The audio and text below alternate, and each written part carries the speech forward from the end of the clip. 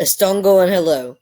This is William McIntosh and the Treaty of Indian Springs, 1825, by Robert Shepherd and Sire Wallace. By the late 18th century and early 19th century, American settlers were eager to expand westward. Creek lands in Georgia were fertile and ideal for growing cotton, which was becoming the dominant crop in the South due to the rise of cotton economy. Georgia leaders pushed aggressively for the removal of Native Americans to open more land for settlers. However, in 1813, a faction of Creek Nation known as the Red Sticks resisted U.S. expansion, leading to the Creek War. After the defeat in 1814 by President Andrew Jackson at the Battle of Horseshoe Bend, the U.S. forced the Creeks to give up millions of acres of land.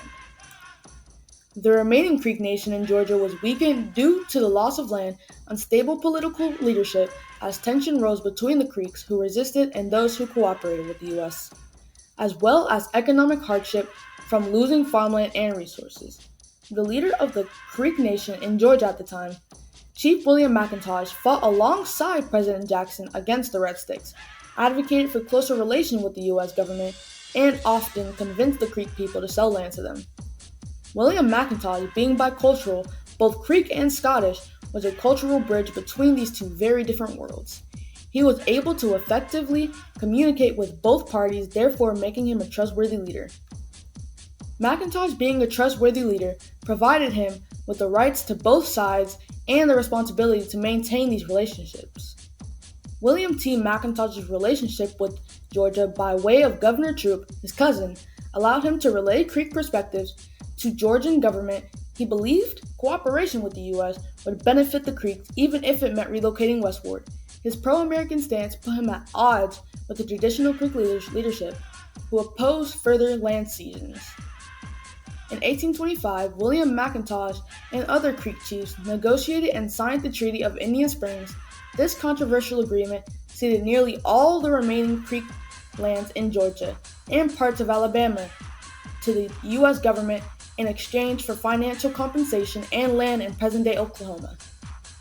The treaty was signed on February 12, 1825, without the approval of full Creek National Council, violating Creek laws that required collective tribal consent for land cessions. The treaty transferred over 4 million acres of Creek land in Georgia and parts of Alabama to the U.S. government. In exchange, the U.S. agreed to pay the Creek Nation $400,000 and provide individual payments to certain chiefs, including McIntosh. McIntosh had the responsibility to maintain these relationships. However, with the signing of the Treaty of Indian Springs, McIntosh burnt this bridge, leading to a loss of Creek land and rights. The treaty stipulated that the Creek people had to relocate west of Mississippi River to land in present-day Oklahoma.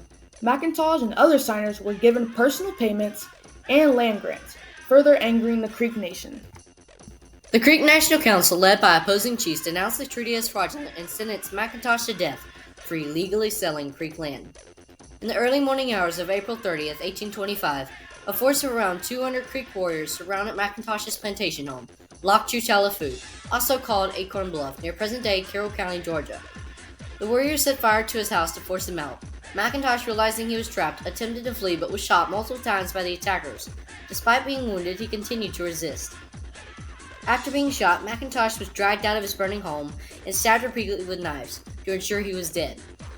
His actions not only broke his responsibilities, but by betraying his own people, he led to his execution by his own people. One eyewitness report said, "We got to the McIntosh house and waited in the woods in the dead of night. At 3 o'clock in the morning, the warriors lit their torches and set fire to the house. They shouted, 'McIntosh, we have come! We have come! We told you if you sold the land to the Georgians, we would come!' McIntosh barricaded his front door and fired on the warriors. He then retreated to the second story with 4 guns in his hands, which he continued to fire from his window. He fought with great courage. His 2 wives, Peggy and Susanna, had been dragged out of the burning house into the yard. They implored the warriors not to burn up their husband, but to take him out and shoot him, as he deserved to die like an Indian, as he was very brave. McIntosh now came down to the first story and was received with much rifle fire until being pierced with many bullets. He then fell to the floor. He was seized by the legs and dragged down the steps into the yard. While lying in the yard, he raised himself on one arm and surveyed his murderers with a look of defiance. At that moment, a warrior plunged a long knife in the direction of his heart. He took a deep breath and expired. The assassination sent a strong message to Creek leaders who considered making land deals with the U.S. without full tribal consent. Despite McIntosh's death, the U.S. continued pushing for Creek removal. The U.S. later nullified the treaty under President John Quincy Adams and negotiated the Treaty of Washington, 1826, which returned some of the land to the Creeks. Despite this, tensions between settlers and the remaining Creeks grew, leading to the Creek War of 1836. Accused of resisting removal and engaging in violent conflicts, the Creeks were forcibly rounded up by the U.S. troops and state militias. Thousands were marched and chained to detention camps before being deported to Indian Territory, present-day Oklahoma. Many died from diseases, starvation, and harsh travel conditions during this forced migration, mirroring the suffering of the Cherokee during the Trail of Tears. By 1837, nearly all Creeks had been removed from Georgia, marking the end of their presence in their ancestral homeland. Unlike some other tribes, the Creek Nation does not currently hold any federal trust land or reservation in Georgia, and they did not hold any trust land or reservation in Georgia during that time. Some tribal members and activists have worked on land reclamation projects, but these are generally small-scale and focused on cultural preservation rather than full land restoration. Despite the loss of land, Creek's descendants and Creek Nation continue to advocate for cultural and historical recognition in Georgia. Efforts include historical markers, land acknowledgments, and preservation of sites significant to Creek history, such as Okmulgee Mounds National Historical Park, which was an important ceremonial site for the Creek ancestors. We believe that the Indian Removal Act dealing with Willliam McIntosh and the Treaty of Indian Springs, 1825, was a very impactful event in history. It showed how Indian rights were violated then and how government officials were and still are less caring about the Indian survival in our country.